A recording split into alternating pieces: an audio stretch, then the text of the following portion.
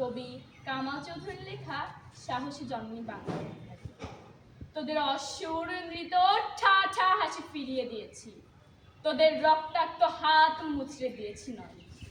চির কবিতার দেশ ভেবেছিলি অশ্রীমাদ হবে বাঙালি অনার্য জাতি, খর্ব দেহ ভাত খায় ভীতু, কিন্তু কি ঘটলো শেষে? কে দেখালো মহাপ্রতিরোধ? অ আ ক খ বর্ণমালা পথে পথে তেপান্তরে ঘুরে উদ্বাস্ত আশ্রয়হীন পোড়া গ্রাম। মাতৃ অপমানে কার রক্ত ছুঁয়ে শেষে হয়ে গেল এই ঘৃণার কার্তুজ। সাহসী জননী বাংলা, বুকে চাপা মৃতের আগুন রাত জাগে পাহারায়, বুড়িগঙ্গা পদ্মা নদীর তীরে ডাকাত পড়েছি গ্রামে। মধ্যরাতে হানাদার আসে, ভাই বোন কে ঘুমায়? জাগে নীল কমলেরা জাগে। গ্রেনেড উঠেছে হাতে, কবিতার হাতে রাইফেল, এবার বাঘের থাবা।